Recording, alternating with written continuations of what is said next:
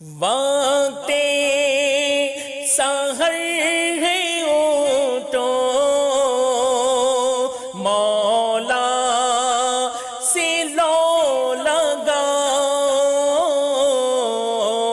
وقت سحر ہے اٹھو مولا سے لو لگاؤ، جواد دے رہا ہے انعام جاویدانہ، جواد دے رہا ہے انعام جاویدانہ۔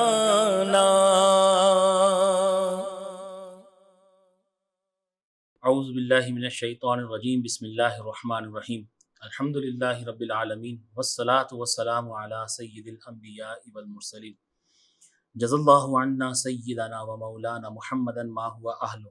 لاکھوں کروڑ کروڑ درود و سلام سرور کائنات فخر موجودات محمد مصطفیٰ احمد مجتبیٰ خاتم النبیین صلی اللہ تعالی علیہ وآلہ وسلم کی ذات پر انوار پر۔ وقت سے ٹرانسمیشن میں تمام ویورز کو السلام علیکم ورحمۃ اللہ وبرکاتہ۔ آج ہم جس ٹاپک پہ بات کرنے جا رہے ہیں وہ بہت ہی حساس ٹاپک ہے، اور عموماً اس ٹاپک پہ بہت ہی کم گفتگو ہوتی ہے اور ان مسائل پہ کسی کی بھی توجہ نہیں ہوتی۔ مسجد کہنے کو تو ایک ظرف یعنی مقام جگہ ہے جہاں اللہ رب العزت کے حضور سجدہ ریز ہوا جاتا ہے، جو دیکھنے کے اعتبار سے عام عمارتوں کی طرح اسی دنیا کی بنی ہوئی چیزوں کے سامان سے بنائی جاتی ہے۔ اس میں آنے جانے والے، صفائی کرنے، اذانیں دینے، نمازیں پڑھانے والے اور عام انسان ہی ہوتے ہیں۔ اس میں اسی طرح کی ضروریات زندگی بھی ہوتی ہیں، جس طرح کسی گھر کی ضروریات پانی، بجلی کی ضروریات ہوتی ہیں۔ مگر المیہ یہ ہے کہ لوگوں نے مسجد کو اہمیت دینی چھوڑ دی ہے۔ مسجد کی جو ضروریات ہیں اس کی طرف توجہ نہیں ہوتی۔ کیا وجہ ہے کہ ہر سال منبر و محراب سے امام و خطیب کو بارہا آواز دینی پڑتی ہے کہ مسجد کو سپورٹنگ کے لیے آپ کا چندہ درکار ہے، آپ چندہ دیں، آپ چندہ دیں، مگر یہی معاملات اگر کسی اور جگہ کسی اور طریقے سے اگر پوری کرنی ہو تو وہاں پہ کوئی اگر آواز نہیں بھی دیتا تو لوگوں کی جیبیں بڑی آسانی سے خالی ہو جاتی ہے۔ میں نے آج پہلے ہی کہا کہ بڑا آج تلخ ٹاپک پہ ہم بات کرنے جا رہے ہیں، اور یہ حقیقت ہے اور ہمیں اس کو سمجھنے کی بہت اشد ضرورت ہے۔ اس موضوع پہ بات کرنے کے لیے بہت ہی پیاری شخصیت ہمارے درمیان موجود ہے۔ آپ کسی تعارف کے محتاج نہیں ہیں، آپ کے کئی پروگرام لوگوں نے میم ٹی وی کے ذریعے سے دیکھے۔ میری مراد مفتی سجاد عثمان صاحب ہیں۔ السلام علیکم ورحمۃ اللہ وبرکاتہ۔ وعلیکم السلام ورحمۃ اللہ وبرکاتہ۔ حضور والا خیریت سے ہیں؟ اللہ کا فضل۔ حضرت آج بڑا ہی حساس ٹاپک ہے، اور اس پہ گفتگو جس طرح کی ہوگی میں اس کے لیے سوالات جو کروں گا اس کے لیے میں ایڈوانس میں آپ سے معذرت چاہتا ہوں۔ حضرت دین اسلام میں مسجد کی کیا اہمیت ہے، کیا فرماتے ہیں اس حوالے سے آپ؟ بسم اللہ والحمد للہ والصلاة والسلام علی رسول اللہ صلی اللہ علیہ وآلہ وسلم۔ قال اللہ تعالی فی القرآن المجید انما یعمر مساجد اللہ من آمن باللہ والیوم الآخر۔ خدا کی مسجدوں کو تو وہ لوگ آباد کرتے ہیں جو خدا پر اور روز قیامت پر ایمان لاتے ہیں اور نماز پڑھتے ہیں۔ رسول اکرم صلی اللہ علیہ وآلہ وسلم نے فرمایا جو اللہ کے لیے مسجد بنائے گا اللہ تعالیٰ اس کے لیے جنت میں گھر بنائے گا۔ دیکھیں عام جو عمارتیں ہیں وہ بھی اینٹوں کی ہے، سیمنٹ بجری سے، ٹائل سے و دیگر چیزوں سے وہ بنتی ہے۔ مسجد بھی انہی چیزوں سے بنتی ہے۔ بس جو حضور نے فرمایا انما الاعمال بالنیات، بس صرف نیت کی وجہ سے اللہ رب العزت جو دنیاوی اس کا گھر ہے اس کا تو بدلہ کوئی نہیں، کیونکہ وہ تو مباح ہے، جیسے چاہے آپ بنائیں، نہ ثواب ملے گا نہ نیکی ملے گی، مباح ہے۔ لیکن ایک عمارت کے لیے آپ نے اللہ کے لیے نیت کر لی کہ اس کو میں نے مسلمانوں کے لیے مسجد بنایا، سجدہ گاہ بنایا، تو جو کوئی مسجد اس طرح بناتا ہے تو اللہ تعالیٰ اس کے لیے جنت میں گھر بنائے گا۔ اسی طرح رسول اکرم صلی اللہ علیہ وآلہ وسلم نے ایک اور حدیث پاک میں فرمایا کہ جو شخص اللہ کی رضا کے لیے مسجد بنائے گا، اگرچہ گھونسلے کے برابر ہی کیوں نہ ہو، تو اللہ رب العزت اس کے لیے جنت میں گھر بنائے گا۔ تو کوشش یہ ہو کہ ہر شخص نہیں تو جو اس چیز کی وسعت رکھتا ہے وہ کوشش کریں کہ اپنی زندگی میں کم از کم ایک مسجد بنائے۔ لوگ اپنے 10 20 گھر بنا لیتے ہیں اور مسجد نہیں بناتے، تو مسجد کی دین اسلام میں بڑی اہمیت ہے۔ یہ سجدہ گاہ کو کہا جاتا ہے، وہ سجدہ گاہ جو اللہ تعالیٰ کے لیے وقف کر دیا گیا۔ پھر مزید یہ ہے کہ جو مسجدیں ہیں وہ جنت میں جائیں گی، مسجدیں جنت میں جائے گی، یہ وہ جنت کا ٹکڑا ہے، ایک طریقے سے جنت کا ٹکڑا ہے، جس طرح حضور علیہ السلام نے فرمایا کہ جب تم جنت کے باغات کے پاس سے گزرو تو کچھ کھا پی لیا کرو۔ تو صحابہ نے عرض کی کہ یا رسول اللہ صلی اللہ علیہ وآلہ وسلم، دنیا میں جنت کے باغات کہاں؟ تو نبی پاک صلی اللہ علیہ وسلم نے فرمایا یہ مسجدیں ہیں، تو مسجدوں کے پاس سے گزرو تو کھا پی لیا کرو۔ تو یا رسول اللہ کھانا پینا کیا ہے؟ تو حضور علیہ السلام نے فرمایا جب مسجدوں کے پاس سے گزرو تو سبحان اللہ والحمد للہ ولا الہ الا اللہ واللہ اکبر پڑھ لیا کرو۔ تو مسجدیں عام جگہ نہیں ہے، یہ نہایت اہمیت کی حامل جگہ ہے، اہمیت کا حامل یہ ٹکڑا ہے، لہٰذا مسجدوں کا ادب و احترام کرنا چاہیے۔ اس کی اہمیت ہے، بلکہ اس کی اہمیت کا اندازہ آپ یوں بھی لگا سکتے ہیں، دنیا کے کسی مقام پر آپ بیٹھیں، جب تک ذکر نہیں کریں گے، فکر نہیں کریں گے، تو آپ کو جو ہے اچھی فکر اور اچھا ذکر نہیں کریں گے تو ثواب کے حقدار نہیں۔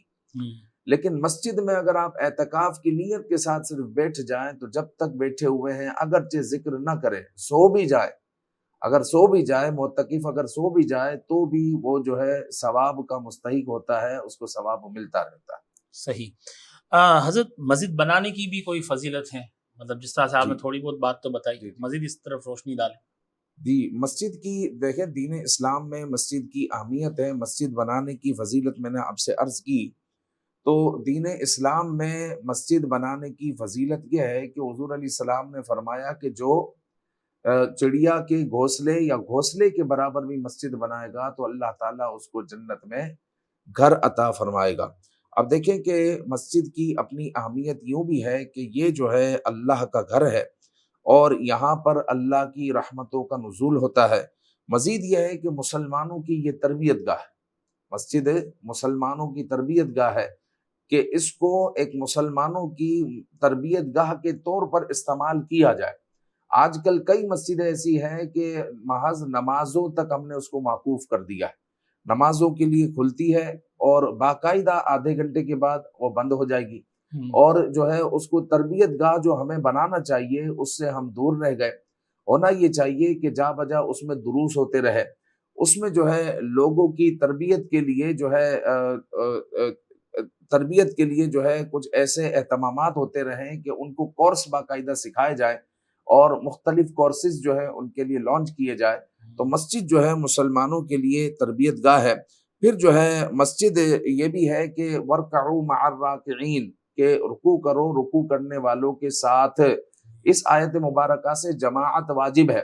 اب مسجد ہوگی تو مسجد میں لوگ جماعت کے طور پر آئیں گے، جو خاندانی طور پر تو آپس میں ملتے رہتے ہیں، اہل محلہ آپس میں نہیں ملتے، تو مسجد وہ پوائنٹ ہے کہ جہاں پر اہل محلہ ایک دوسرے سے ملیں گے، ایک دوسرے پر شفقت کریں گے، ایک دوسرے سے پہچان کریں گے، اور اگر کوئی بیمار ہو جائے تو ایک دوسرے کی عیادت کریں گے، ایک دوسرے کی تعزیت کریں گے، اگر کوئی انتقال کر جائے تو مسجد ایسا پوائنٹ ہے کہ جو ہے ایک دوسرے سے آپ کو ملاتا ہے، جوڑتا ہے، محبتیں پیدا ہوتی ہے، اور یہ ایک اہم تربیت گاہ ہے۔ تو اس کے لیے جو ہے یہ تربیت گاہ بن جائے، اس کے لیے اس وقت عملی کوششوں کی ضرورت ہے۔ بہت اچھا جواب آپ نے دیا اور بڑی پیاری پیاری باتیں بتائیں، مگر میرے ویورز کو میں بتاتا چلوں کہ بریک کے بعد جب ہم لوٹیں گے اب بڑے تلخ سوال آنے والے ہیں، لیکن یہ حقیقت ہے اور ہمیں اپنی اصلاح کرنی ہے۔ یہ تلخ سوال کہنے سے مراد میرا یہ نہیں ہے کہ کوئی ہم غصے میں ہیں یا ہم کسی کو ڈانٹ ڈپٹ کرنے والے ہیں۔ میری مراد یہ ہے کہ اسلام میں کتنی ضروریاتی چیزیں ہیں اور اس پہ ہماری توجہ کیوں نہیں ہے، کیوں ہماری مسجدوں کے حالات بالکل خستہ ہے، بہت سارے مسائل ہیں، بہت ساری چیزیں ہیں۔ علماء کرام جو ممبر و محراب سے جو بیان اور وعظ کرتے ہیں ان کی تنخواہیں اچھی نہیں ہوتی، جیسے ان کو تو کوئی ڈی گریڈ سمجھتا ہے یا کوئی انسانی مخلوق ہی نہیں سمجھتے لوگ۔ بس وہ جاتے ہیں، نماز پڑھتے ہیں اور پھر نماز پڑھ کے نکلتے ہیں، وہی امام کی برائیاں کر رہے ہوتے ہیں، اور مسجد کی جو دیواریں اور دریاں ہوتی ہیں اس پہ گفتگو کر رہے ہوتے ہیں کہ مسجد کی حالت اتنی خستہ ہے، مسجد کی طرف توجہ نہیں ہے۔ تو بھائی جب ہم ہی سپورٹ نہیں کریں گے تو ہماری مسجدوں کے کیا حال ہم کر سکتے ہیں درست؟ ملتے ہیں ایک چھوٹے سے وقفے کے بعد۔ جوان وقت سے ٹرانسمیشن میں ایک بار پھر ہمارے تمام ویورز کو ہم خوش آمدید کہتے ہیں۔ حضرت امام و مسجد کے جو ذمہ داران ہوتے ہیں، یعنی پاکستان میں تو کمیٹیاں ہوتی ہیں مسجد کے اندر، باہر ملکوں میں تو اس کے جو لوگ ہوتے ہیں چلانے والے، ٹھیک ہے نا، تو کیا ذمہ داریاں ہیں ان پر؟ آپ کیا فرمائیں گے حضرت اس حوالے سے؟ جی دیکھیں، بات یہ ہے کہ مسجد کا جو ذمہ دار ہے یقیناً بڑا سعادت مند ہے، ٹھیک ہے، اور عام طور پر ہم ذمہ داران کو دیکھتے ہیں تو وہ لوگ مسجد میں آنے والوں کے لیے پانی کے انتظامات، بجلی کے انتظامات، اگر سردی ہے تو ہیٹر کا انتظام، گرمی ہے تو اے سی کا انتظام، پنکھوں کا انتظام، اگر لائٹ نہیں ہے تو جنریٹر کا انتظام، یو پی ایس کا انتظام، یہ سب جو ہے ذمہ داران نبھاتے ہیں، اور یہ بڑے جو ہے سعادت والی باتیں ہیں، اور یہ جو ہے بخوبی انجام دے رہے ہوتے ہیں۔ اللہ تعالیٰ ان کے کیے کو قبول فرمائے۔ اللہم آمین۔ اسی طرح جو ہے ذمہ داران کی جو ذمہ داری ہوتی ہے، امام کی جو ذمہ داری ہوتی ہے، وہ جو ہے بخوبی ادا کرتے ہیں، لیکن جو ہے آقا کریم صلی اللہ علیہ وآلہ وسلم نے اس بابت ارشاد فرمایا کہ الا فکلکم راع وکلکم مسئول عن رعیتہ، یعنی خبردار، تم میں سے ہر کوئی نگہبان ہے اور ہر کوئی اپنی نگہبانی کا جواب دہ ہے۔ اللہ تعالیٰ نے جس چیز پر جس کو بھی نگران بنایا، وہ مؤذن ہو، وہ امام ہو، وہ مفتی ہو، یا پھر وہ کسی چیز کا یا کسی جگہ کا وہ صدر ہو، یا وہ جو ہے کمیٹی کا ممبر ہو یا صدر ہو، کسی بھی معاملے میں اللہ تعالیٰ نے کسی کو ذمہ دار بنایا، نگران بنایا، کل قیامت میں اس کے بارے میں اس سے پوچھا جائے گا۔ تو اسی طرح جو ہے امام ہے تو امام اپنی ذمہ داریاں صحیح ادا کرے۔ اگر اہل ذمہ ہے، یعنی ذمہ داران ہے جو مسجد کے ذمہ داران ہیں، ان کو بھی چاہیے کہ وہ اپنی ذمہ داریاں صحیح ادا کرے۔ دیکھا یہ جاتا ہے عام طور پر کہ جو چیز ضروری نہیں ہے، محض زینت ہے، اس کی طرف عام طور پر توجہ ہوتی ہے، اور جس چیز کی ضرورت ہے اس کی طرف توجہ نہیں ہوتی۔ تو اس چیز کی اشد ضرورت ہے کہ ہم جو ہے جو ضرورت ہے اس کی طرف توجہ کریں، اور جو زینت ہے اس کو فی الحال رہنے دیں۔ دیکھیں زینت کیا ہے، مثال کے طور پر ضرورت تو کپڑے ہیں، ضرورت کپڑے ہیں، اس وقت میں نے اوپر جو ہے یہ واسکٹ پہنا ہوا ہے، یہ میری زینت ہے۔ اگر یہ نہ بھی ہو تو کپڑے اگر میں پہن لوں تو کوئی مذاق نہیں اڑائے گا، یہ میرے لیے کافی ہوں گے، یہ زینت ہے۔ اگر زینت نہ بھی ہو تو مسئلے کی بات نہیں ہے، لیکن عام طور پر دیکھا یہی جاتا ہے کہ زینت کی طرف توجہ ہوتی ہے اور جو ضروریات ہے اس کی طرف جو ہے توجہ نہیں ہوتی۔ تو امام ہو یا پھر اہل ذمہ ہو، جو ذمہ داران ہیں وہ ہو، ضرورت ہے اس بات کی کہ وہ اس طرف توجہ دے کہ جو ان پر ضروری ہے پہلے وہ کیا جائے اور زینت کو بعد میں دیکھا جائے۔ اسی طرح نبی پاک صلی اللہ علیہ وآلہ وسلم نے فرمایا، جو مسلمان کی کسی معاملے میں ذمہ دار بنایا گیا، قیامت کے دن وہ جہنم کے پل پر کھڑا کیا جائے گا۔ اگر اس نے اپنی ذمہ داری صحیح نہیں نبھائی ہوگی تو جہنم کا پل پھٹ جائے گا اور وہ جہنم میں گر جائے گا، اور وہ 70 سال تک جہنم میں گرتا رہے گا، اور جہنم میں اجالا نہیں ہے، تاریکی ہے۔ حضرت میں چاہوں گا ایک دفعہ پھر یہ بات آپ ریپیٹ کریں ہمارے ناظرین کی طرف۔ دیکھیں نبی پاک صلی اللہ علیہ وآلہ وسلم نے فرمایا کہ دنیا میں اگر کسی کو ذمہ داری دی گئی تو اس کو کل قیامت میں بہر صورت اس نے ذمہ داری نبھائی یا ذمہ داری نہیں نبھائی، بہر صورت اس کو جہنم کے پل پر لایا جائے گا۔ اگر اس نے صحیح طور پر ذمہ داری ادا کی یا نہیں کی، اگر نہیں کی تو جہنم کا پل پھٹ جائے گا اور وہ جہنم میں گرتا رہے گا، اور 70 سال تک وہ جہنم میں گرتا ہی رہے گا، اور جہنم میں اجالا نہیں ہے، وہ تاریک جگہ ہے۔ اور اگر اس نے اپنی ذمہ داری کو صحیح ادا کیا ہے تو پھر جو ہے وہ جو ہے محفوظ ہوگا اور وہ جنت میں داخل کیا جائے گا، چونکہ اس نے اپنی ذمہ داری صحیح نبھائی ہے۔ تو یہ صرف ہم جو ہے امام یا جو ہے مسجد کے ذمہ داران یا مؤذن کو نہیں کہہ رہے، بلکہ یہ حدیث ہر ذمہ دار کے لیے ہے، یہ حدیث باپ کے لیے بھی ہے، یہ حدیث ماں کے لیے بھی ہے، یہ حدیث صدر کے لیے بھی ہے، یہ حدیث وزیر اعظم کے لیے بھی ہے، یہ حدیث ناظم کے لیے بھی ہے، کوئی بھی ہو، اللہ تعالیٰ نے جس چیز کی ذمہ داری دی ہے وہ اس کے پاس امانت ہے۔ جیسے حضور علیہ الصلوۃ والسلام ہر خطبے میں تقریباً فرماتے تھے لا ایمان لمن لا امانت لہ ولا دین لمن لا عہد لہ، کہ اس کا ایمان نہیں جس کے نزدیک امانت کچھ نہیں۔ تو یہ اگر کسی کو ذمہ دیا گیا ہے یا ذمہ اس نے لیا ہے تو اب وہ ذمہ اس کے پاس امانت ہے، تو اب اسے چاہیے کہ امانت میں وہ خیانت نہ کرے اور صحیح طور پر اپنے جو اس کے معمولات ہے، جو ذمہ داریاں ہیں، وہ صحیح طور پر پائے تکمیل تک پہنچانے کی کوشش کریں۔ ٹھیک ہے، میں اس کو یہی سمجھوں نا کہ مثال کے طور پہ ایک بندہ اہل ہے، اس کو جس پوسٹ پہ بٹھایا گیا ہے مسجد میں، وہ ذمہ داری جو اس نے لی ہے، مگر اس کی توجہ صرف زینت کی طرف ہی، جیسے کہ آپ نے مثال دی، ضروریات کی طرف اس کی توجہ نہیں ہوتی۔ اور بعض دفعہ تو ایسا بھی ہوتا ہے کہ ان کے اختیار میں ہوتا بھی ہے مگر وہ توجہ دیتے نہیں ہیں، بس وہ ایک نام ہے کہ بس میں مسجد آتا ہوں اور مجھے نا مسجد کی کمیٹی کا بڑا ممبر بنا دیا گیا ہے اور میں بس اس معاملات کو میں اپنے حساب سے دیکھ لوں، اور ضرورت میں سمجھتا ہوں یہ نہیں ہے، حالانکہ ضرورت ہوتی ہے مگر پھر بھی توجہ اس طرف نہیں ہوتی۔ تو آپ نے بڑی اچھی مطلب میرا حدیث یہ جو سنی، میں تو مطلب میرے تو رونگٹے کھڑے ہو گئے کہ کتنا مطلب ذمہ داری سے اگر کوئی غافل ہو تو اس کے لیے کیا سزا ہے، اور وہ صرف جہنم کے پل سے ٹوٹ کے بھی نیچے گرے، مطلب بہت بڑی بات آپ نے بتائی۔ اللہ ہم سب کو دین اسلام کی تعلیمات پہ عمل کرنے کی توفیق عطا فرمائے۔ حضرت، کیا کوئی بھی شخص مسجد کا امام یا مسجد کا ذمہ دار بن سکتا ہے؟ اس حوالے سے بھی مطلب آپ کیا فرماتے ہیں؟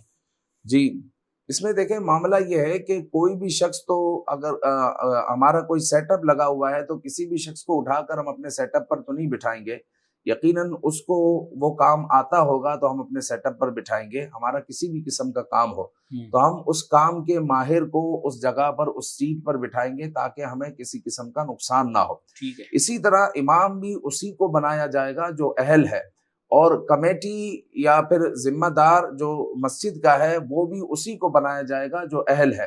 اگر وہ اہل اس چیز کا نہیں ہوگا، وہ اگرچہ امام ہو یا پھر جو ہے کمیٹی میں سے کوئی فرد ہو، اگر وہ اس چیز کا اہل نہیں ہے تو یقینی سی بات ہے کہ وہ جو ہے اس چیز میں بگاڑ پیدا کرے گا۔ جب اس چیز میں بگاڑ پیدا ہوگا تو پھر جو ہے وہ جو ہے جہنم کا مستحق ہوگا، وہ اگرچہ امام ہی کیوں نہ ہو، وہ امام ہی کیوں نہ ہو۔ چونکہ جو ہے ہم نے ایسے معاملات بھی دیکھے کہ کوئی امام ہے اور اس کو مسائل تک نہیں آتے، شرعی مسائل سے بھی وہ غافل ہے، لیکن اس کو امام بنا دیا گیا۔ مؤذن ہے اور مؤذن کے تلفظ ٹھیک نہیں ہے، وہ اذان دے رہا ہے۔ امام ہے، تلفظ ٹھیک نہیں ہے اور وہ نماز پڑھا رہا ہے۔ اب اس طریقے سے چند پیسے بچانے کے لیے بھی ہوتا ہے کہ ہمیں جو ہے یہ امام مل گیا ہے تو یہ ہماری سیلری، اتنی سیلری پر یہ راضی ہو گیا ہے، اب یہ امام کے مصلی پر کھڑا ہو جائے، نماز کسی بھی طرح پڑھائے، مسائل آتے ہیں نہیں آتے ہیں، قرات آتی ہے نہیں آتی، اس سے ہمیں کیا، نماز تو پڑھا رہا ہے نا، تو بس جو ہے نماز پڑھو، اللہ تعالیٰ قبول کرنے والا ہے۔ تو یہ غیر ذمہ داری ہے، تو اللہ تعالیٰ نے جو ذمہ داری دی ہے اس کو پورا ادا کرنا ہوگا، وگرنہ جو ہے حدیث طیبہ میں اس چیز کی وعید آ چکی ہے۔ اب جو میں بات کہنے جا رہا ہوں، وقفے کے بعد ہم لوٹیں گے اور اس پہ ہم ان موضوع پہ بات کریں گے۔ سب سے پہلے میں آپ کے لیے ایک فکرہ لمحہ میں چھوڑتا ہوا جا رہا ہوں۔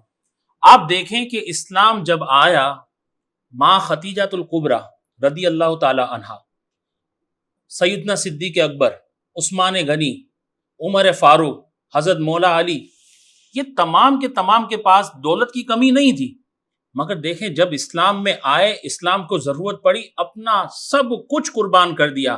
ماں خدیجہ الکبریٰ بہت بڑی بزنس مین تھی، مگر دین اسلام کے لیے انہوں نے جتنا قربان کیا، عورتوں میں کوئی ایسی ہمیں مثال نہیں ملتی۔ تو میں لوٹتا ہوں انشاءاللہ وقفے کے بعد، اور ہم اس پہ بات کرتے ہیں کہ مسجد کی ضروریات کے لیے ہمارے ہاتھ کیوں تنگ ہو جاتے ہیں؟ انشاءاللہ ملتے ہیں چھوٹے سے وقفے کے بعد۔ جوان وقت سے ٹرانسمیشن میں ایک بار پھر تمام ہمارے ویورز کو خوش آمدید کہتے ہیں۔ حضرت میں نے عموماً دیکھا ہے کہ ہمارے یہاں پہ جب کسی کا انتقال ہو جاتا ہے سویم کے پروگرام مساجد میں ہوتے ہیں۔ مسجد کا استعمال تو خیر ہم اس میں یہ نہیں کہیں گے کہ مطلب یہ نہیں کرنا چاہیے، آنا چاہیے مسجد میں، لیکن اگر کوئی ایسا پروگرام اگر یہ کسی ہال میں ہوتا تو وہاں اس کا کرایہ بھی دیتے ہیں، لیکن جب سویم کا پروگرام مسجد میں کرتے ہیں تو وہ کیا ایک ان سے اتنا بھی نہیں بنتا کہ جتنی دیر وہ بیٹھے ہیں اس کی بجلی کی بھی کچھ نہ کچھ رقم ادا کر دیں، یا وہاں پہ جو صفائی پہ معمور جو بندے ہیں ان کو کچھ نہ کچھ مرحوم کے نام پہ ہی دے دیں کم سے کم، یا پھر اس کے علاوہ جو ہمارے یہاں پہ جب دیکھا جاتا ہے کہ کسی نہ کسی حوالے سے کوئی نہ کوئی پروگرام کوئی اپنے مرحومین کے نام پہ 1 سال کے بعد بھی کرتا ہے، تو اگر وہ مسجد اپنی جگہیں نہ دیتی ہوں تو وہ تو کسی نہ کسی ہال میں جا کے پروگرام کریں گے۔ تو یہ اس وقت ان کے ذہنوں میں یہ بات کیوں نہیں آتی کہ جو ہم مسجد کی جگہ استعمال کر رہے ہیں کیا ہمیں کوئی عالم یا کوئی ممبر آف کمیٹی ہی آ کے بولے کہ بھائی آپ نے اتنی دیر جگہ استعمال، شادی بیاہ کی بھی جو رسومات ہوتی ہیں اس میں وہ ایک قالین کا بس کرایہ دے دیتے ہیں، شاید وہ قالین بچتا ہے اور اس میں یہی، تو مطلب اتنا احساس نہیں ہے ہم لوگوں کو کہ ہم جو جگہیں استعمال کر رہے ہیں ہم اپنی جیبوں سے ان پیسوں کو استعمال کر کے مسجد کی ہم مضبوط کریں مسجد کو۔ آپ کیا فرمائیں گے اس حوالے سے؟ جی یہ ایک المیہ ہے ہمارے یہاں پر کہ مسجدوں میں سویم کی محفلیں ہوتی ہے، مسجدوں میں نکاح کی محفلیں ہوتی ہیں، آ کر نکاح کی تقریب کر کے چلے جائیں گے اور جناب سویم کی اور 40ویں کی بھی محفل ہو جائے گی، کسی کو اس طرف جو ہے توجہ کرنے کی جو ہے فرصت بھی نہیں ہوگی، توجہ نہیں کریں گے کہ جناب ہماری وجہ سے، یعنی ہمارا خاندان ہی یہاں پر موجود تھا نا، اگرچہ ہم ذکر کر رہے تھے جی ہمارا خاندان موجود تھا، جیسے آپ نے بہت اچھی بات کی کہ ہال وغیرہ میں اگر جاتے تو ہزاروں روپیہ اس کا کرایہ دینا ہوتا، جی لیکن جو ہے مسجدوں کو اس طریقے سے آباد کرتے ہیں، ذکر کرتے ہیں، فکر کرتے ہیں، اچھی بات ہے، لیکن جو ہے 40 دے گے 40ویں میں کر لیں گے، سویم میں 10 دے گے کر لیں گے، لیکن توجہ اس طرف نہیں جائے گی کہ جناب ہم مسجد میں بھی مرحوم کا کچھ حصہ ملا لیں، جناب ہم جو ہے کسی دینی طالب علم یا کسی عالم دین کو ہم کچھ کتابیں دلا دیں کہ ہمارے مرحوم کو اس کا ثواب پہنچتا رہے، یا پھر جو ہے ویسے تو ہم جو ہے مسجد کے خادم کی مؤذن کی خدمت نہیں کرتے، تو ہمارے مرحوم کے نام پر اس وقت موقع ہے تو کچھ جو ہے ان کو ایصال ثواب کے لیے کچھ جو ہے پیش کر دیا جائے کہ یہ مسجد کی خدمت پر معمور لوگ ہیں۔ تو ہمارے یہاں پر عام طور پر حالات یہ ہے کہ جس سے جب تک جو ہے اس پر پڑتی نہیں ہے وہ پیسے نکالنے کے لیے تیار نہیں ہے، کہ وہ جو ہے کسی نیکی کی مد میں اور ایصال ثواب کی مد میں پیسے جو ہے اپنے دے، اس کے لیے جو ہے لوگ تیار نہیں ہوتے۔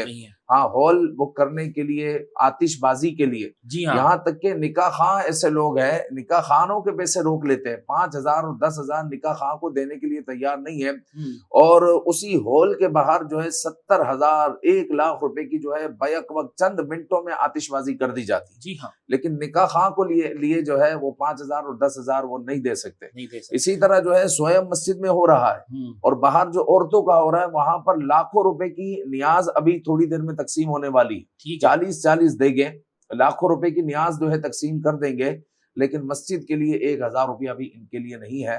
تو تمام ہی جو ہے لوگوں سے میں گزارش کروں گا، مسجدیں آپ کے تعاون سے چلتی ہیں، مسجد کے لیے کوئی حکومتی فنڈ نہیں ہے، مسجد کے لیے جو ہے کوئی فنڈ منتخب نہیں ہے، مسجد اللہ کے گھر ہے اور یہ آپ کے تعاون سے چلتی ہے۔ انتظامیہ جو ہوتی ہے مسجد کی وہ تو نظام چلانے کے لیے ہے، لیکن پیسے آپ دیتے ہیں، تعاون آپ کرتے ہیں، لہٰذا ہر فرد کی اخلاقی یہ ذمہ داری ہے، فریضہ ہے کہ وہ جو ہے اپنی مسجدوں کو دیکھے، اور جس طرح وہ ماہانہ طور پر اپنے گھر والوں کو، اپنے بچوں کو کچھ نہ کچھ پیش کرتے ہیں، اسی طرح اپنی مسجدوں کے لیے خصوصاً محلے میں جو مسجد ہے اس کے لیے جو ہے کچھ نہ کچھ سالانہ یا ماہانہ جو ہے اس کا حصہ ضرور رکھیں۔ اچھا، دوسری بات یہ بھی میں حضرت بڑی تلخ بات ہے، مطلب میں پاکستان کے حوالے سے میں اب بات کرنے جا رہا ہوں۔ پاکستان کے اندر آپ دیکھیں کہ گھر گھر کیبل ٹی وی آپریٹر کو 1000 روپے تو ایک گھر سے جاتا ہی ہوگا، میں نہیں سمجھتا ہوں اس سے کم کسی کے گھر میں ہے نا مطلب یہ معاملات ہوتے ہوں گے۔ اتنے سارے گھر ہیں فلیٹس کے اندر، ایک بلڈنگ کے اندر 50 گھر ہیں حضرت، 50 گھر، اور ایک علاقے کے اگر ہم اوسطاً اگر تمام گھروں کو اگر ہم کاؤنٹ کر لیں تو میرے حساب سے میں سمجھتا ہوں کہ 200 تو انگلی پہ کچھ بھی نہیں ہے، یہ 800 1000 گھر بنتے ہیں۔ اگر ہر بندہ اپنی یہ ذمہ داری سمجھ لے کہ جس طرح سے میں کیبل آپریٹر کو 1000 روپے مہینے دے رہا ہوں، تو کیا 100 روپے صرف 100 روپیز کیا ان کو دینا ہر مہینے مشکل پڑتا ہوگا، بار پڑتا ہوگا ان کو؟ اتنا تو پتہ نہیں کتنا گٹکا چھالیا اور پتہ نہیں کیا کیا کھاتے ہوں گے، کھائیں جو ان کو شاید ان کی ضرورت ہے، مگر مسجد میں ہم آتے ہیں، اپنے علاقے کی مسجد ہے، اس کو ہم سپورٹ نہیں کرتے۔ پھر اس کا نقصان یہ ہوتا ہے کہ ہماری مسجد کے جو علماء کرام ہوتے ہیں، جو مؤذن ہوتے ہیں، جو مسجد کے جو وہاں پہ جو چوکیدار ہوتے ہیں، ان کی حالت اتنی خستہ ہوتی ہے کہ وہ سال کے اینڈ پہ پتہ چلتا ہے کہ زکوٰۃ کے پیسوں پہ ان کا گزارا ہو رہا تھا۔ بعض تو ایسے بھی ہوتے ہیں ہمارے علماء کرام جو کبھی ساری زندگی اپنے منہ سے کچھ کہا بھی نہیں، اور بس جو ملا اسی پہ انہوں نے اپنی کمر بستہ ہو کے اپنے سارے فرائض کو انجام دیا۔ حضرت آپ اس طرف بھی توجہ دلائیں کہ ہماری عوام کم سے کم ایک ایک گھر سے 100 روپے مسجد میں ہر مہینے کی اگر پرچی کٹوا لیں تو یہ اچھا خاصا فنڈ جمع ہو جائے۔ تو کیا علماء کا پیٹ نہیں ہے؟ کیا مؤذن کا پیٹ نہیں ہے؟ کیا اس کی فیملی نہیں ہے؟ کیا اس کے گھر میں کوئی کھانے پینے والا نہیں ہے؟ یا اس کو جنت سے کوئی خاص دسترخوان نازل ہوگا، وہ کھائے گا اور پھر دسترخوان واپس چلے جائے گا؟ کیا فرمائیں گے اس حوالے سے؟ جی، یہ نہایت افسوس کی بات ہے کہ ہمارے جامعہ کا شیخ الحدیث ہو یا پھر کسی دارالافتاء میں بیٹھے ہوئے مفتی صاحب ہو یا مسجد کے امام صاحب ہو، مؤذن صاحب ہو، خادم صاحب ہو، یہ لوگ جو ہے اس وقت نہایت جو ہے ایک سمجھے کہ مظلوم طبقہ ہے۔ کیونکہ آپ شیخ الحدیث صاحب کو دیکھ لیں، کسی جامعہ میں چلے جائیں، خصوصاً اہل سنت کے ادارے میں 15,000 اور 20,000 ان لوگوں کی سیلری ہے، اور مفتی صاحب جو فتویٰ دیتے ہیں اور جو ہے چند جو ہے 1000 روپے ان کی سیلری ہوتی ہے، وہ آپ کے لیے جو ہے اتنی محنت کرتے ہیں۔ آپ کوئی مسئلہ لاتے ہیں، آپ کسی وکیل سے جا کر مشورہ کریں، ایک ایک مشورے کے 10,000 روپے لیتے ہیں، باہر لکھا ہوا ہوتا ہے، یا پھر پہلے اس کے اسسٹنٹ سے ملو، پھر وہ کہتا ہے کہ جناب وکیل صاحب کے پاس اگر آپ 10 منٹ بیٹھتے ہیں تو 10 منٹ کے 10,000 روپے ہوں گے، آپ مشورہ کریں ان سے، لیکن 10 منٹ کے 10,000 روپے ہیں۔ آپ کسی مفتی صاحب کے پاس چلے جائیں، کسی امام کے پاس چلے جائیں، آپ اپنے 10 مسئلے رکھیں، وہ خندہ پیشانی کے ساتھ آپ کو جواب دیتے رہیں گے، لیکن کبھی بھی آپ سے پیسوں کا تقاضا نہیں کریں گے، کیونکہ نظر میں اس کے جو ہے رضا الہی ہوتا ہے کہ اللہ تعالیٰ راضی ہو جائے، اس لیے ہوتا ہے۔ ان کو پیسوں کا جو ہے پیسوں کا وہ تقاضا بھی نہیں کر رہے ہوتے، لیکن ہماری بے رخی تو اپنی جگہ پر ہے نا۔ اگر وکیل کے پاس جانا ہو تو ہمارے جیب سے پیسے نکلنے کے لیے تیار ہے، لیکن اگر ہماری مسجدوں کا معاملہ ہو، ہمارے مدرسوں کا معاملہ ہو، شیخ الحدیث کا معاملہ ہو، مفتیان اکرام کا معاملہ ہو، تو اس طرف جو ہے ہماری توجہ نہیں ہے، اس کے لیے ہمارے 100 روپے بھی جو ہے نہیں نکلتے۔ جس طرح جو ہے شاہد بھائی نے اس وقت کہا کہ اگر محلے کا ہر گھر 100 روپے بھی دے دے، تو اس کو میں یوں بڑھاؤں گا کہ 100 روپے تو وہ دے جو متوسط ہے، باقی جو ہے جو سرمایہ دار ہے، جو امیر کبیر لوگ ہیں، تو وہ اپنی حیثیت کے مطابق دے، 500 روپے کر دیں، 1000 روپے کر دیں، تو اس طرح جو ہے آپ کی مسجد کا نظام اسٹرانگ ہوگا۔ جو مسجد میں کام کرنے والے لوگ ہیں ان کی تنخواہیں بیش بہا ہوگی، جو ہمارے دارالعلوم میں، جو ہمارے مدرسوں میں پڑھانے والے لوگ ہیں ان کی تنخواہیں اچھی ہوگی، اور آپ کے شیخ الحدیث، آپ کے مفتیان اکرام، آپ کے امام، آپ کے مؤذن، خادم، ان کی تنخواہیں جب اچھی ہوگی تو کام بھی اچھا ہوگا۔ دیکھیں امام اہل سنت رضی اللہ تعالیٰ عنہ نے اس بابت ارشاد فرمایا کہ علماء کو فارغ البال کر دو، مطلب یہ ہے کہ علماء کو دنیاوی معاشی معاملات سے جو ہے فارغ کر دو، ان کو اتنی تنخواہیں عطا کر دو کہ دنیا کی طرف ان کی توجہ نہ جائے، بلکہ وہ کھل کر پھر دین کا کام کرے، وہ اہل سنت کا کام کریں۔ تو اس طرح جو ہے ہمیں چاہیے کہ ہم جو ہے اپنے علماء پر ترس کھائیں اور علماء پر رحم کریں۔ اچھا، یہاں پر ایک بات یہ بھی عرض کر دوں کہ آج کل علماء کو یوں بھی پریشان کیا جا رہا ہے، تو ویسے تو ان کی تنخواہ ویسے ہی کم ہے، اور آج کل لوگ جو ہے ایک اجارہ فارم کی صورت میں علماء کے سر پر تلوار لٹکانا چاہتے ہیں، اور وہ چاہتے ہیں کہ علماء جو ہے 11 مہینے یا 12 مہینے کے مسجد کے ملازم ہو جائے، اور پھر 11 مہینے 12 مہینے کے بعد پھر سے جو ہے یہ جو اجارہ فارم ہے بھرا جائے گا، اور پھر جو ہے یہ ملازمت اختیار کریں گے 11-12 مہینے کی، اور پھر جو ہے 11-12 مہینے کے بعد اس طرح معاملہ ہوگا. اگر ان کا دل چاہے گا تو وہ پھر سے اجارہ فارم بھریں گے، وگرنہ وہ کہیں گے کہ اب آپ کہیں اور دیکھ لیں. اس طرح جو ہے علماء کے سروں پر تلوار لٹکانا تعلیمات اعلی حضرت کے خلاف ہے، کیونکہ علماء کو ایک ٹینشن میں مبتلا کرنا. جب وہ ٹینشن میں ہوں گے تو وہ کس طرح دین کا کام میں اس پہ بات کرتا ہوں انشاءاللہ. وقفے سے لوٹتے ہیں. میں آج بہت ہی تلخ آج کا مضمون ہے، انشاءاللہ ملتے ہیں ایک چھوٹے سے وقفے کے بعد. وقت سے ٹرانسمیشن میں ایک بار پھر تمام ویورز کو ہم خوش آمدید کہتے ہیں. میں آپ کو دل کے درد کے ساتھ میں جو بات بتانے جا رہا ہوں، آپ یقین نہیں کریں گے. علماء کرام جو ہمارے جیسے شیخ الحدیث و کتنے بڑے بڑے ہمارے علماء کرام ہیں، آپ یقین کریں بستر مرگ پہ ہوتے ہیں، ان کو کوئی دوائی تک کا پوچھنے والا نہیں ہوتا، ان کے گھر میں راشن تک نہیں ہوتا، ان کی زندگی ساری صبر شکر میں گزر جاتی ہے. مگر ہم ہیں کہ ہماری توجہ ہی نہیں ہے. ہم مسجد جاتے ہیں، ہم مسجد کے امام کو پوچھتے نہیں آپ کو کوئی مسائل درپیش ہیں، کوئی ان کی مدد کرنے کو نہیں پہنچتا، نہ ان سے کوئی دوستی کرنا چاہتا ہے، کیونکہ امام کو اور مسجد کے لوگوں کو تو پتہ نہیں انسان نے پتہ نہیں کس مخلوق کون سی مخلوق سمجھ لی ہے کہ یہ دنیا کی کوئی ایسی مختلف مخلوق ہمارے درمیان موجود ہے. ان کی تو کوئی ضروریات دین ہے ہی نہیں، ان کی تو کوئی ضروریات دنیا ہی نہیں ہے. مطلب یہ ان کے لیے کوئی نہ کوئی ایسے معاملات ہیں جو غیبی مدد ہو جاتی ہے اور ان کا کام چلتا ہے.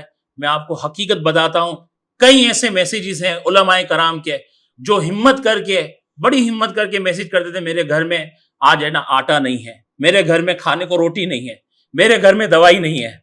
آپ یقین کریں ان علماء کرام پہ اگر آپ سوچیں کوئی بندہ آپ سے عالم دین اللہ کے رسول صلی اللہ تعالیٰ علیہ وآلہ وسلم کا نائب، یہ کوئی چھوٹا ٹائٹل نہیں ہے، اللہ کے رسول صلی اللہ علیہ وسلم کا نائب اگر یہ سوال کرتا ہے کہ میرے گھر میں کھانے کو اناج نہیں ہے، آپ سوچیں اس کی حالت کیا ہوگی. حضرت جہاں آپ نے بات چھوڑی تھی اسی بات کو آپ کنٹینیو کریں، کیا فرماتے ہیں حضرت اس حوالے سے؟ دیکھیں امام اہل سنت رضی اللہ تعالیٰ عنہ کی اس بابت تعلیمات کو اگر دیکھا جائے تو امام اہل سنت رضی اللہ تعالیٰ عنہ کی بات میں نے آپ کے سامنے رکھی ہے کہ علماء کو فارغ البال کر دیا جائے، پھر جو جس منصب کے لائق ہے اس منصب پر اس کو منتخب کر کر فل سپورٹ کیا جائے تاکہ وہ مسلک و دین کا بھرپور کام کر سکے اور کام کرنے کے ساتھ جو ہے وہ دین کو چار چاند لگا سکے. لیکن ہمارے یہاں پر ایسا معاملہ نہیں ہے.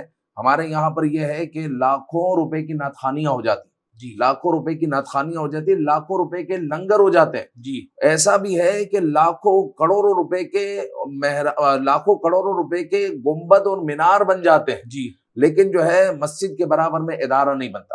اگر مسجد کے برابر میں ادارہ ہے تو اس مسجد کے ادارے میں جو شیخ الحدیث ہے، اس شیخ الحدیث کی جو تنخواہ ہے وہ بڑی مشکل سے 15 اور 20 ہزار روپے. اس کی جو ہے بچیاں، ایک جو ہے دارالعلوم کے شیخ الحدیث 32 سال تک انہوں نے جو ہے دارالعلوم میں پڑھایا، وہ جو ہے 32 سال کے دوران ہی ان کی شادی ہوئی، اسی دوران ان کی بچیاں جوان ہو گئی، اور اسی دوران جب بچیوں کا انہوں نے نکاح کروایا تو کسی سے قرض لیا، اور قرض میں وہ ایسے ڈوبے کہ اب جو ہے وہ پڑھانے سے بھی قاصر ہے. اب جو ہے پڑھانے جاتے ہیں تو کچھ ملتا ہے، اب وہ قرض میں ڈوبے ہوئے ہیں. بڑی مشکل سے جو ہے کسی شخص نے کسی جو ہے ویلفیئر نے ان کا جو ہے قرض اتارا. تو یہ ہمارے علماء کا حال ہے. بالکل یہی حال ہے حضور، آپ بالکل صحیح فرما رہے ہیں. علماء کا حال ہے. دیکھیں یہ علماء اگر کسی کالج میں یونیورسٹی میں اگر لیکچر دینے جائیں تو ان کی لاکھوں روپے سیلری ہو، یہ اپنی زندگی دارالعلوم میں آپ کے بچوں کے عقائد کو درست کرنے میں، آپ کے بچوں کو حافظ بنانے میں، عالم بنانے میں لگا دیتے ہیں. لیکن ہمارا رویہ جو ہے ایسا ہے کہ ہم نعت خوانوں کو ایک ایک رات میں 15,000 روپے دینے کے لیے تیار ہیں. 15,000 کہاں حضرت، کہیں ہزاروں پر ہے. یہ بات تو مطلب ہم کسی نعت خواں کو کوئی تنقید کا نشانہ نہیں بنا رہے، لیکن جو مساجد محفلیں کرتی ہیں، سال میں ایک پروگرام روڈ پر ہوتا ہے حضور، اس کے اسٹیج کا اور سب چیزوں کا خرچہ لگا دیا جائے. ہم نہیں کہتے کہ یہ چیزیں نہیں ہونی چاہیے، لیکن حضرت مسجد کے امام کا قصور کیا ہے؟ میں بتا رہا ہوں ایک واقعہ میں نے سنا، اور یہ ہمارے کسی عالم دین نے بیان کیا. ان کو کسی نے مسجد کی امامت کے لیے کسی نے ان کو بلایا، اور وہ انٹرویو میں ان کو پاس نہیں کیا کمیٹی نے، ٹھیک ہے. پھر اس کے بعد انہوں نے کسی اور بندے کو رکھا ہوگا، اس کی تلخ کلامی ہوگی ان عالم دین کی، یا جو بھی معاملات کمیٹی سے نہیں بنے ہوں گے. تو انہوں نے کیا کیا کہ یار ان کو فارغ کرتے ہیں، وہ جو پہلے آئے تھے نا ہم ان کو ہی واپس بلاتے ہیں. حضرت بڑے تلخ مطلب یہ تجربہ ہوا یہ واقعہ سننے کے بعد کہ وہ جو عالم دین تھے انہوں نے کسی فیکٹری کو جوائن کر لیا، انہوں نے تدریس اور مسجد کے ممبر و محراب کے معاملات کو چھوڑ دیا، اور جب ان کو فون ہوا تو انہوں نے بولا بھائی میں نا بہت اچھی جگہ جاب پہ لگا ہوں فیکٹری پہ, اور جس فیکٹری میں کام کر رہا ہوں میری تنخواہ بھی بہت اچھی ہے اور میرے گھر کا گزارا بھی بہت اچھا ہو رہا ہے. حضرت کیا یہ ہمارے لمحہ فکر نہیں ہے کہ ہم جس عالم دین کو انٹرویو کرتے ہیں ہم اس کو, ٹھیک ہے آپ کی ضرورت کے حساب سے جو چیزیں آپ کو درکار ہیں آپ دیکھتے ہیں سب کچھ ہے, مگر کس بنیاد پر آپ کو حق ہے کہ آپ کسی کو ریجیکٹ کریں اور سلیکٹ کریں؟ اور پھر میں یہاں پہ حضرت عام طور پہ ہمارے جو علماء اور مسجد کے عملے ہوتے ہیں حضرت ان کی تنخواہیں بہت ہی کم ہوتی ہیں. جو صفائی کرنے والا ہوتا ہے اس کی تنخواہ بالکل نہ ہونے کے برابر. اچھا پھر کیا ہے کہ کوئی بندہ مجھ جیسا آپ جیسا یا کوئی اور نیک بندہ, چلو میں اپنی بات اور آپ کی بات نہیں کرتا, کوئی اور بندہ اگر ان کو رمضان میں کوئی ایک نیا جوڑا کچا کپڑا دے بھی دیتا ہے تو کمیٹی والے پوچھتے ہیں ہاں بھائی کہاں سے آیا تمہارے پاس, ہاں یقیناً تم نے مانگا ہوگا. مطلب اگر کوئی پیچھے سے کسی کی مدد بھی کرتا ہے تو یہ بھی گوارا نہیں. آپ لوگ ہی خود بتائیں کہ یہ دین اسلام کی خدمت کیسے کی جائے؟ اگر دین اسلام کو کوئی سپورٹ کرتا ہے تو اس میں بھی تنقید برائے تنقید ہی ہوتے ہیں, اور کسی کو آپ کوئی بھی معاملے میں کوئی مدد کرنا چاہتے ہیں تو 100 بندوں سے آپ پوچھتے ہیں کہ میں اس کی مدد کروں یا نہ کروں. حالانکہ اس کے برعکس اگر دنیاوی کوئی بندہ ہوتا ہے تو آپ کسی سے مشورہ بھی نہیں کرتے, آپ کا دل ہوتا ہے آپ اس کی فوراً مدد کر گزرتے ہیں. کیا فرمائیں گے اس حوالے سے کہ تنخواہ اتنی کم ہوتی ہے, کیا ہوگا حضرت؟ حضور اس کو جو ہے تھوڑا اوپر سے ہم لیتے ہیں کہ آپ جو ایک ایک رات میں لاکھوں روپیہ خرچ کر دیتے ہیں. تمام مسلمانوں سے میں گزارش کروں گا کہ آپ نے اس بارے میں کبھی سوچا کہ کل آپ کی مسجد میں جو امام آئے گا اور آپ کے بچوں کو پڑھائے گا, آپ کے بچوں کے بچوں کو پڑھائے گا, ان کے عقائد کی اصلاح کرے گا, آپ کو تراویح پڑھائے گا, آپ کو نماز پڑھائے گا, آپ کی مسجد میں اذان دے گا, آپ کی مسجد میں صفائی کرے گا, اور جو ہے آپ کے جو دارالعلوم آپ کے جو مدرسے ہوں گے وہاں کا استاد ہوگا, وہاں کا مفتی ہوگا, وہاں کا شیخ الحدیث ہوگا, وہ اس وقت کہاں ہے؟ یہ جو ہے سوال ہے, وہ اس وقت کہاں ہے؟ وہ اس وقت جو ہے کسی دارالعلوم میں کسی مدرسے میں پڑھ رہا ہے, اور اس کی حالت اتنی خستہ ہوتی ہے کہ بعض اوقات ہفتے میں 100 روپے ملتے ہیں, ہفتے میں 100 روپے ملتے ہیں, اور ہفتے میں ایک مرتبہ جو ہے وہ لوگ بڑے شوق سے پراٹھا کھاتے ہیں. 30 روپے کا پراٹھا کھایا جناب علی, اور پھر جو ہے 70 روپے 50 روپے بچ گئے تو اس کا صابن خریدتے ہیں, اور وہ صابن سے جو ہے اپنے کپڑے دھوتے ہیں. یہ ہمارے دارالعلوم اور مدرسے کے بچوں کی خستہ حالی کا میں ذکر کر رہا ہوں, جن کو نعت خوانوں پر جو ہے ہزاروں روپیہ لوٹا دیا جاتا ہے. لیکن جو بچہ کل ہماری مسجد کو, ہمارے جو ہے دارالافتاء کو, ہمارے جو ہے شیخ الحدیث کی سیٹ کو سنبھالنے والا ہے, اس کی طرف ہماری توجہ ہی نہیں, اس کی طرف ہماری توجہ نہیں.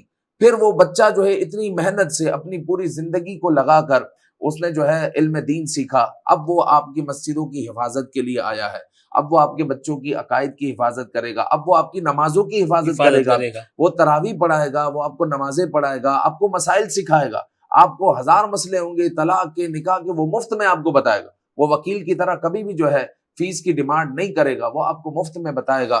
لیکن اس کے ساتھ ہمارا رویہ کیا ہوتا ہے؟ ہم اس کو مختصر سیلری دیتے ہیں. جی ہاں, مختصر سیلری دیتے ہیں. ہم نے ایسے بھی صدور کو دیکھا جو کہتے ہیں بھائی میرے گھر کا خرچہ جو ہے نا 1,20,000 روپے ہے. پھر ہم نے پلٹ کر جب کہا کہ پھر امام کو تو آپ 16,000 روپے دیتے ہو, تو اس کا گزارا پھر کیسے ہوتا ہوگا؟ تو وہ کہتا ہے کہ ارے اللہ تعالیٰ پورا کروا دیتا ہے. یہ جو ہے حال ہے, اللہ پورا کروا دیتا ہے. اللہ کے بندو, امام ہو, مؤذن ہو, خادم ہو, مفتی ہو, شیخ الحدیث ہو, آپ سوچیں کہ وہ گوشت لینے جائے گا تو اس کے لیے بھی گوشت اتنے ہی روپے ہے جتنے روپے ایک کروڑ پتی کے لیے ہے. بالکل صحیح ہے نا. وہ کچھ بھی دنیا کی چیز خریدے گا تو کسی بھی جگہ بورڈ نہیں لگا ہوا کہ مفتی کے لیے جو ہے 50% ڈسکاؤنٹ ہے, امام کے لیے, شیخ الحدیث کے لیے, یا مدرسے کے طالب علم کے لیے 50% ڈسکاؤنٹ ہے. ایسا نہیں ہے, بلکہ اس کو اتنے ہی روپے ملے گا جتنے آپ کو ملے گا, جتنے روپے آپ کو ملے گا اس کو بھی اتنا ہی روپے ملے گا. لہٰذا یہ سوچنے کی ضرورت ہے کہ ہمارا جتنا خرچہ ہے اتنا ہی خرچہ اس کا ہے. جتنی تنخواہ ہم چاہتے ہیں, اگر ہم کسی جگہ پر نوکر ہو, جتنی تنخواہ ہم چاہتے ہیں اتنی ہی تنخواہ ایک مفتی کی, امام کی, مؤذن کی, خادم کی, شیخ الحدیث کی ہونی چاہیے. کیونکہ آقا کریم صلی اللہ علیہ وآلہ وسلم نے فرمایا کہ جو اپنے لیے پسند کرو وہی اپنے مسلمان بھائی کے لیے پسند کرو. یہاں پر جو ہے یہ حدیث پاک بھول جاتے ہیں, اور اپنے لیے تو بندہ پسند کرتا ہے کہ میری 1.5 لاکھ اور 2 لاکھ سیلری ہو, لیکن جو میرے ماتحت ہے وہ 15 اور 10,000 اور 20,000 میں گزارا کریں. ان کا تو اللہ تعالیٰ پورا کرنے والا ہے, تو اللہ رب العزت بس کرم فرمائے. حضرت بہت بہت شکریہ. آج ہم نے جس ٹاپک پہ بات کی, اللہ کرے ہمارے تمام سامعین اور ناظرین کو بات سمجھ میں آ جائے. کسی کو بھی ہم نے کوئی تنقید کا نشانہ نہیں بنایا ہے، مگر میری التماس ہے خدا کے واسطے، دونوں ہاتھ جوڑ کے میں آپ سے التماس کرتا ہوں، علماء کرام کا، اپنی مساجدوں کا آپ خیال رکھیں، اس سے جڑے رہیں، جو آپ سے ممکن ہو سکتا ہے کر گزریں. یہ نفع دے گی آخرت میں، آپ کو نقصان نہیں دے گی. ٹھیک ہے، آپ کو بہت فائدہ ہوگا. جہاں آپ کی ضرورت سے کوئی ضرورت پوری ہوتی ہو آپ اس کو ضرور بس ضرور کریں. مساجد کی طرف توجہ دیں، مساجد کو آپ کی ضرورت ہے. صرف پاکستانی نہیں، پوری دنیا کی مساجد میں جہاں جہاں آپ رہتے ہیں اپنی مساجد کو سپورٹ کیا کریں. ہر سال باہر ملکوں میں ہم دیکھتے ہیں کہ رمضان میں پلیج کلیکٹ کیا جاتا ہے، اس کے لیے ایک پروگرام کیا جاتا ہے. پھر اس میں جب وہ پیسے ان کے جب طے ہو جاتے ہیں پھر پورا سال ان کو کال کی جاتی ہے، یادداشت کروایا جاتا ہے. تو مہربانی کر کے آپ اپنے دینی جتنے بھی اپنی مساجد ہیں، مدارس ہیں باہر ملکوں میں، پاکستان میں، آپ ان سب کو سپورٹ کریں خدا کے واسطے. اللہ نے آپ کو رقم دی ہے، ان کو خرچ کریں. لکھوا لیں مجھ سے کہ یہ جو رقم آپ خرچ کریں گے نا، یہ بعد مرنے کا آپ کو اتنا فائدہ پہنچائیں گی. پھر آپ سوچیں گے کہ کاش مجھے اس وقت اور اگر مجھے اللہ کی طرف سے توفیق مل جاتی تو میں اور زیادہ اس سے آدھے سے بھی زیادہ میں نا اپنی زندگی میں خرچ کرتا اور میں اپنی آخرت کو میں سنوارتا. تو مہربانی کر کے اپنی دینی جو مساجد ہیں، مدارس ہیں، علماء کرام ہیں، مفتیان کرام ہیں، شیخ الحدیث ہیں، مدرس ہیں، جو بھی ہیں ان تمام کو آپ سپورٹ کریں. آپ کی مالی امداد ان کو بہت فائدہ پہنچائے گی. اللہ تبارک و تعالی ہم سب کا یہاں پہ جمع ہونا قبول و منظور فرمائے. اور جو میم ٹی وی کے ذریعے سے ہم نے جو باتیں سیکھی اللہ تبارک و تعالی اس پہ ہمیں عمل کرنے کی توفیق عطا فرمائے. اور دین اسلام کی دل کھول کے ہمیں ماں خدیجہ الکبریٰ و حضرت ابو بکر صدیق رضی اللہ تعالی عنہ کی طرح خوب ہمیں پیسہ لوٹانے کی توفیق عطا فرمائے. اپنے میزبان شاہد الحق نوری کو اجازت دیجیے. السلام علیکم ورحمۃ اللہ وبرکاتہ. جواد دے